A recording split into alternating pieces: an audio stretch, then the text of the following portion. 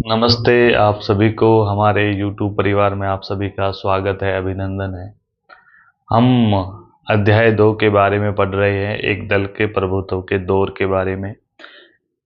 उसमें हम पढ़ेंगे कांग्रेस जो पार्टी है उन्होंने एक छत्र शासन कैसे किया, क्या परिस्थितियां थी कांग्रेस के हितार्थ में, जिससे वह लगातार 3 चुनाव में बहुमत से विजयी होती रही, और किस तरीके से विपक्ष उस समय कमजोर होता था, विपक्ष को इतनी सीटें क्यों नहीं आती थी, ये पढ़ेंगे। उसके साथ हमने कल पढ़ा था लोकतंत्र स्थापित करने की चुनौतियां, जिसमें हमने संविधान पढ़ा, क्या संविधान के बारे में बेसिक चीज़ें पढ़ी। फिर हमने चुनाव आयोग के बारे में पढ़ा, हमने प्रथम चुनाव आयुक्त के बारे में पढ़ा, हमने ईवीएम के बारे में पढ़ा, किस तरीके से वर्तमान में पूरे भारत में ईवीएम से चुनाव करवाए जाते हैं, चाहे एमपी हो चाहे एमएलए हो, ये सब पढ़ा। हमने मतदाताओं के बारे में पढ़ा, चुनाव आयोग के सामने क्या समस्याएं थी वो पढ़ा, किस तरीके से पहले चुनाव आयोग पहले आम चुनाव में उनके सामने समस्याएं जो थी मत चुनाव आयोग को, वो पढ़ा। उसके साथ फिर हमने पढ़ा मतदाताओं के बारे में, किस तरीके से मतदाताओं में 40 लाख महिलाओं के नाम वंचित रह गए। उसके साथ फिर हमने मतगणना अधिकारियों के और कर्मचारियों के इनकी ट्रेनिंग, इसके बारे में पढ़ा, चुनाव आयोग के बारे में और पढ़ा। उसी के साथ आज जो हमारा टॉपिक रहेगा वो रहेगा प्रथम आम चुनाव 1951-52। प्रथम आम चुनाव 1951 यानी कि अक्टूबर 1951 से शुरू होते हैं और फरवरी 1952 तक चलते हैं। इसे अधिकांश क्या सामान्यतः से 1952 का चुनाव कहा जाता है। इसके पीछे तर्क दिया जाता है क्योंकि अधिकांश राज्यों में, यानी भारत के विभिन्न राज्यों में जनवरी फरवरी 1952 में चुनाव संपूर्ण हुए थे, उस वजह से इसे 1952 का चुनाव कहा जाता है। इस चुनाव में कांग्रेस पार्टी जो है विजयी होती है, उसके पीछे क्या कारण है वो आगे जानेंगे। थोड़ा सा हम पाठ को शुरू करते हैं। तो सबसे पहले हम भारत में जो प्रथम आम चुनाव होते हैं वो अक्टूबर 1951 में शुरू होते हैं और फरवरी 1952 तक ये चलते हैं, यानी यहाँ तक पूर्ण हो जाते हैं। इस पूरी प्रक्रिया में 6 महीने लगते हैं, जिसमें मतदाता सूचियां होती है, मतगणना होता है और रिजल्ट होता है। 6 महीने लगते हैं, 3 लाख कर्मचारी लगते हैं। भारत ने सार्वभौमिक वयस्क मताधिकार के अनुसार चुनाव करवाने का फैसला लिया। ये सबसे इम्पोर्टेंट पॉइंट है, क्योंकि कल हमने पढ़ा था कि यूरोप के विभिन्न राष्ट्रों में सार्वभौमिक वयस्क मताधिकार को नहीं अपनाया गया था। तो सबसे पहले हम जान लेते हैं कि सार्वभौमिक वयस्क मताधिकार क्या होता है। इसके अनुसार कोई भी जाति, कोई भी धर्म, स्त्री पुरुष, कितनी भी चाहे पढ़ा लिखा हो चाहे अनपढ़ हो, उनके बिना सभी को मत देने का अधिकार है। यहाँ सभी का मतलब है जिसने 18 वर्ष की आयु पूर्ण कर रखी हो, उसे भारतीय संविधान मत देने का अधिकार देता है। तो उसे हम सार्वभौमिक वयस्क मताधिकार कहते हैं। ये हमारी जो जनता है उसका एक राइट है, अथॉरिटी है। फैसला किया, चुनावों को 2 बार स्थगित करना पड़ा, लेकिन आखिरकार 1951 के अक्टूबर से 1952 के फरवरी में चुनाव को संपन्न करवाया जाता है। 2 बार स्थगित करना पड़ा था बीच में, क्योंकि आज़ादी जो है हमें 1947 में मिल जाती है और 26 जनवरी 1950 को हमारा संविधान भी लागू हो जाता है। उसके बाद 2 बार चुनाव करवाना होता है, 2 बार स्थगित हो जाते हैं। उसके पीछे तर्क दिया जाता है कि मतदाताओं की सूचियां थी, उसको तैयार करने में ज़्यादा समय लग जाता है। उस समय कहा जाता था कि मतदाता तो सूचियां तैयार करने का मतलब है हिमालय को पार करना, हिमालय पर चढ़ाई करने जैसा कठिन था। पहली बार 40 लाख महिलाओं का नाम जोड़ने से रह जाता है। फिर चुनाव आयोग वापस उसकी पुनः गणना करवाता है और इस तरीके से जोड़ता है। इस वजह से जो है 2 बार चुनाव को स्थगित करना पड़ता है। आखिरकार 1951 से 1952 के मध्य चुनाव जो होते हैं वो संपन्न हो जाते हैं। इस चुनाव को 1952 का ही चुनाव कहा जाता है, 1952 का आम चुनाव कहा जाता है, क्योंकि अधिकांश हिस्सों में मतदान जो है 1952 में संपन्न होता है। इस वजह से इसे 1952 का चुनाव कहा जाता है। क्वेश्चन ये पूछेगा कि भारत में प्रथम आम चुनाव 1951-52 में होते हैं, तो इसे 1952 का चुनाव क्यों कहा जाता, तो उसके पीछे कारण देना है आपको कि अधिकांश राज्यों में, अधिकांश हिस्सों में मतदान जो है 1952 में संपन्न होता है। इस वजह से इसे प्रथम आम चुनाव 1952 कहा जाता है। चुनाव अभियान, मतदान, मतगणना में कुल 6 महीने लगते हैं। सार्वभौमिक वयस्क मताधिकार के इस प्रयोग ने आलोचकों का मुंह बंद कर दिया। जब चुनाव करवाने की घोषणा करी जाती है, भारतीय घोषणा कर देता है चुनाव आयोग की सार्वभौमिक वयस्क मताधिकार के अनुसार हमारे भारत में प्रथम आम चुनाव होगी, तो बहुत सारे विदेशी लोग, भारतीय लोग, इन्होंने आलोचना करी थी कि ये कभी संभव नहीं होगा, क्योंकि हमारे देश में उस समय 15% लगभग साक्षरता थी, यानी 100 में से केवल 15 लोग ही पढ़े लिखे थे, और महिलाओं की स्थिति वो बहुत ही ज़्यादा दयनीय थी। कल्पना भी नहीं की जा सकती इतने अनपढ़ लोगों को चुनाव में भाग लेना और उनसे वोट डलवाना एक तरह से बहुत हार्ड हो गया था। तो आलोचकों को लग रहा था कि ये सफल नहीं होगा। तो आलोचकों की जो प्रतिक्रियाएं हैं उसमें मतदान से पहले क्या क्या प्रतिक्रियाएं थी उनकी, वो पढ़ेंगे, फिर मतदान के बाद हम पढ़ेंगे। एक हिंदुस्तानी संपादक होता है, संपादक का मतलब होता है लेखक होता है जो अखबार में संपादन करता है, उसने कहा था कि इसे इतिहास का सबसे बड़ा जुआ माना, यानी जो चुनाव था ना प्रथम आम चुनाव, इसे इतिहास का सबसे बड़ा जुआ माना था उसने। ये तर्क देते थे लोग। एक पत्रिका थी ऑर्गेनाइजर, इस पत्रिका ने लिखा था कि जवाहरलाल नेहरू अपने जीवित रहते ही यह देख लेंगे और पछताएंगे कि भारत में सार्वभौमिक वयस्क मताधिकार का जो निर्णय था वह असफल रहा था, क्योंकि हमारी जो संविधान सभा थी उन्होंने सार्वभौमिक वयस्क मताधिकार का प्रयोग किया था पहले आम चुनाव में, उसमें नेहरू जी का बहुत बड़ा रोल था। तो एक पत्रिका थी, उसने लिखा था कि नेहरू जी अपने जीवित रहते वक्त हमेशा पछताते रहेंगे कि उसने ये गलत कदम क्यों उठाया कि भारत में इतने बड़े अनपढ़ लोगों के बीच में उसने सार्वभौमिक वयस्क मताधिकार का प्रयोग करवाया, तो असफल होंगे, इस वजह से वो हमेशा पछताते रहेंगे।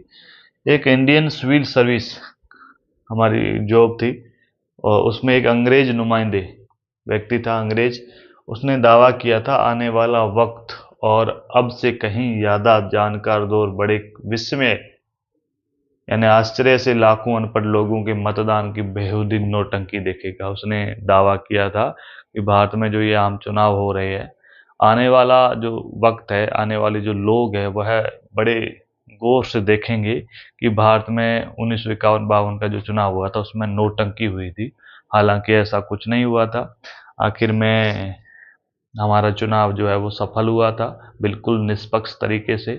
अब निष्पक्ष इसको इसलिए कहा जाता है क्योंकि कल मैंने बताया था कि जो विपक्षी नेता थे जो चुनाव हार गए थे, उन्होंने भी कहा था कि ये बिल्कुल निष्पक्ष चुनाव है, इस वजह से इसे निष्पक्ष चुनाव की घोषणा संज्ञा दी जाती है। अब जो है आगे हम मतदान से पहले पढ़ा, अब आगे हम पढ़ेंगे मतदान के बाद। आलोचकों की प्रतिक्रिया।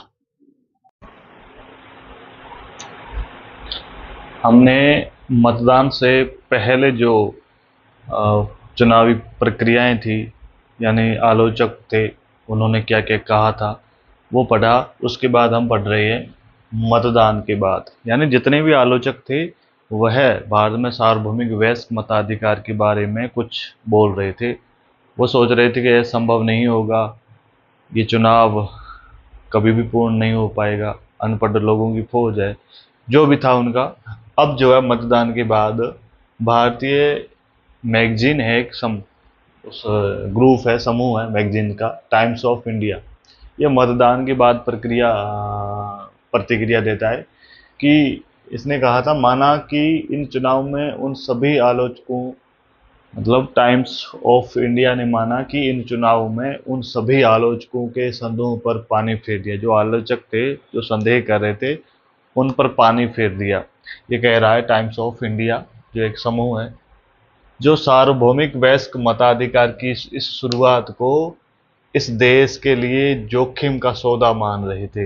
यानी कि जो आलोचक सार्वभौमिक वयस्क मताधिकार का जो राइट है उसको इस देश के लिए जोखिम का सौदा मान रहे थे, नेहरू जी की आलोचना कर रहे थे, उन्होंने माना इस इनका जो संदेह था इनके पर पानी फेर दिया। यानी ये संदेह बिल्कुल निरर्थक रह गया। देश के बाहर भी जो पर्यवेक्षक थे वह भी हैरान हो गए। पर्यवेक्षक का मतलब था चुनाव की जो प्रक्रिया थी उस पर नज़र बनाए हुए थे, वह दावे कर रहे थे, उनके उनके ऊपर भी पानी फेर दिया। फिर है हिंदुस्तान टाइम्स, ये भी एक समूह है पत्रकारिता का, मीडिया का। इसने यह बात हर जगह मानी जा रही है कि भारतीय जनता ने विश्व के इतिहास में लोकतंत्र के सबसे बड़े प्रयोग को बखूबी अंजाम दिया। इसने माना था कि हर जगह जो विश्व है वह दुनिया भारत की लोकतंत्र का लोहा मान रही है। वह विश्व का जो इतिहास है उसमें लोकतंत्र जो है सबसे बड़े प्रयोग को, लोकतंत्र का जो सबसे बड़ा प्रयोग भारत में हुआ था उसको बखूबी अंजाम दिया। 1952 का आम चुनाव पूरी दुनिया में लोकतंत्र के इतिहास के लिए मील का पत्थर साबित हुआ। अब ये लाइन देखना कि जितने भी देश आज़ाद हुए थे भारत के साथ साथ या भारत से पहले या भारत के बाद में, उन्होंने क्या किया था, दूसरे लोगों की, दूसरे देशों की राह अपनाई थी। क्योंकि यूरोपीय जो कंट्रियाँ थी उनमें या तो सेना का शासन था, या अफ्रीका की जो कंट्रियाँ थी उनमें सेना का शासन, तानाशाह, या फिर किसी एक पार्टी, रूलिंग पार्टी जैसे चाइना वगैरह है, इसमें जो पार्टी है शासन करती है, वह चीज़ें थी। लेकिन भारत में ऐसा नहीं था। अब वो जो देश उस समय आज़ाद हुए थे वो मान रहे थे कि लोकतंत्र कभी भी सफल नहीं होगा। वह ऐसे मान रहे थे कि अगर लोकतंत्र को अपनाया तो टूट जाएगा देश। क्योंकि उनके पीछे उदाहरण थे बड़े बड़े देशों के, चाइना का उदाहरण था और भी यूरोप की कंट्रियां थी उनका उदाहरण था, तो वह उस चीज़ को फॉलो कर रही थी। लेकिन भारत ने उसको फॉलो नहीं किया और भारत ने लोकतंत्र को अपनाया और लोकतंत्र का जो प्रयोग किया वह इतिहास में लोकतंत्र का मील का पत्थर साबित हुआ। अब यह दलील दे पाना संभव नहीं रहा कि लोकतांत्रिक चुनाव जो है गरीबी अथवा अशिक्षा के माहौल में नहीं करवाए जा सकते। पहले ये वो तर्क देते थे यूरोपीय कंट्रियां कि जो अशिक्षा हो, जहाँ जहाँ गरीबी हो, वहाँ पे लोकतंत्र के चुनाव कभी भी नहीं करवाए जा सकते। लेकिन भारत ने इस तर्क को सिरे से खारिज कर दिया और पूरे भारत में जो लोकतंत्र की सच्ची स्थापना हो गई। यह बात साबित हो गई कि दुनिया में कहीं पर भी लोकतंत्र में अमल किया जा सकता, और यह बात बिल्कुल सत्य साबित हो गई कि विश्व के किसी भी कोने में अगर नया देश हो, पुराना देश हो, कोई सा भी हो, वह अगर चाहे तो उसकी इच्छा है तो वह लोकतंत्र की सच्चे मायनों में स्थापना कर सकता है। इसका भारतीय लोकतंत्र ने बिल्कुल जवाब दिया सही तरीके से। अब है प्रथम 3 आम चुनाव। इसमें देखना थोड़ा सा आंकड़े आते हैं। पहले 3 आम चुनाव में जो है कांग्रेस मजबूत पार्टी के दौर में उभरती है। अब ये मजबूत इसलिए होती है क्योंकि कांग्रेस की जड़ें थी ना वो ऐतिहासिक थी। इन्होंने भारत को आज़ादी दिलाने में महत्वपूर्ण भूमिका निभाई थी और जितने भी बड़े कद्दावर नेता थे वह कांग्रेस पार्टी से जुड़े हुए थे, हर जगह में, हर जहाँ पे। और सबसे बड़ा चीज़ थी इस पार्टी में महात्मा गांधी जुड़े हुए थे, सरदार वल्लभ भाई और पंडित जवाहरलाल नेहरू। ये 3 ऐसे नेता थे जो इस पार्टी में जुड़े हुए होने के कारण, और नेहरू जी थे ना, उनका व्यक्तित्व करिश्माई था। वह वह पार्टी को अच्छे से हैंडल कर सकते थे और उन्होंने वास्तव में किया भी था, जिस वजह से ये कांग्रेस जो है एक छत्र शासन करती है पहले 3 आम चुनावों में। उसके बाद भी होता है। पहला जो आम चुनाव है वह 1952 में होता है। इसमें कांग्रेस को 364 सीट पे जीत हासिल होती है। इसमें टोटल सीट थी 489, 489। ये कुल सीटें थी प्रथम आम चुनाव में। और इसमें कांग्रेस कितनी जीती है, 364 सीट पर विजय हासिल होती है।